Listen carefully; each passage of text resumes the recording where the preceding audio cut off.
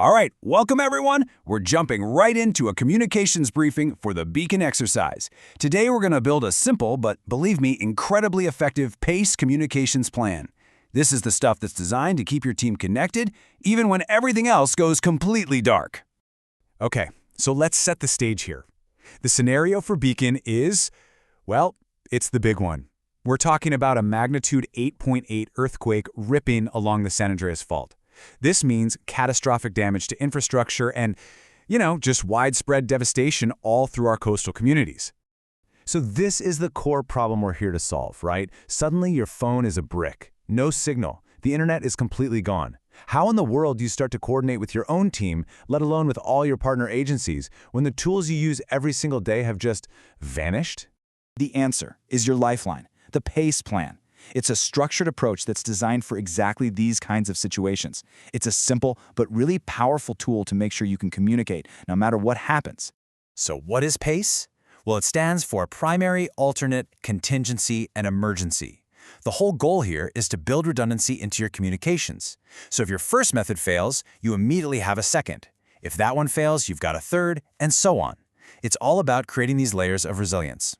Let's look at the roadmap for this. It's really just 4 steps. We'll start with primary. That's your everyday stuff. Then we move to alternate, which is your first, most logical backup. After that, we've got contingency, which is all about being ready to adapt and move. And finally, emergency. These are your last-ditch options when absolutely everything else has failed. All right, let's start building our plan with those first 2 layers, primary and alternate.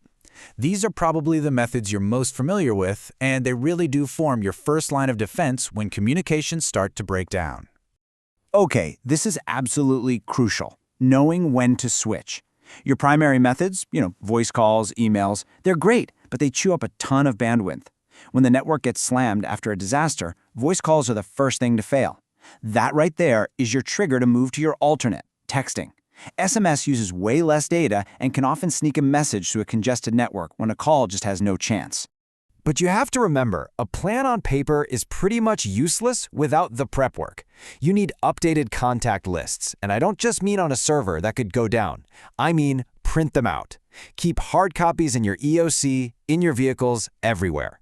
And this is a big one. Build a depth chart so that no single person becomes a single point of failure. Now, when you're forced to use your alternate method, texting, clarity is everything. Don't send these long, rambling messages. Use a simple, standard format like this one. Who you are, what's happening, where it is, and what you need. Bam! This makes sure the critical info gets through clean and fast. So what happens if even texting fails? What if you've got no signal at all? Well, that brings us to contingency. The core idea here is really simple. If you can't communicate from where you are, then your location is the problem. Your plan has to involve moving. And this can't be random movement. It has to be planned. You must pre-identify and test locations where you know you can get a signal. This could be a specific hilltop, maybe a highway rest area, that one parking lot outside the EOC. You get the idea. You map these out before the disaster hits, not while you're in the middle of it. So let's be crystal clear on this because it's the most important takeaway for this section. If you can't get a message out from your current position, your contingency plan is your plan to move to a place where you can. Period. Okay, so we've run through our primary, alternate, and contingency options and nothing's working. Now we're in the emergency layer. This is where auxiliary radio communications come into play. These are the systems that are literally designed to work when all other infrastructure has completely failed.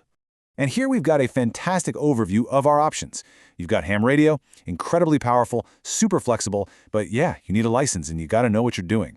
Then there are simpler systems like FRS, easy to use, no license needed, but you're not talking very far. Then you have amazing tools like Winlink for sending email over the airwaves, and of course, satellite phones. The key is to know what tools are in your toolbox and to really understand their strengths and weaknesses. When you're using these radio systems, your communication has to be precise. This right here is a perfect example of a clear initial call. You state who you are, what your status is, and what you need. 0 wasted words. It all comes down to these 3 words. This is your mantra on the radio. Clear, confident, concise. Use plain language, no $10 words or weird jargon. Speak with confidence so people can understand you. And keep your messages as brief as you possibly can to keep the channel open for everybody else. So, now you've got the 4 layers of your own PACE plan. Awesome. But for the beacon exercise, that's really only half the battle. Your plan doesn't exist in a vacuum. It has to connect to the much bigger picture. Your plan has to align with every single person you'll be working with. You need to be talking to your neighboring counties and all your partner organizations before the exercise. Share what you can do. Tell them what radios you have, what frequencies you monitor. But just as important, share what you can't do. Being honest about your limitations is absolutely critical for a successful response. And this right here is the ultimate takeaway. A simple plan that everyone understands and can actually use is infinitely better than some super complex, highly technical plan that only your team gets. The goal is interoperability, the ability for all of us to work together seamlessly. As we wrap this up, I want you to hold on to this thought. The beacon exercise isn't about creating some perfect plan that never fails. Because, let's be real, things will go wrong. That's the whole point. This is about building resilience so that when one system inevitably fails, you know exactly how to pivot to the next one without missing a beat. So the final question I'll leave you with is this. You've put your PACE plan down on paper. You've thought it all through.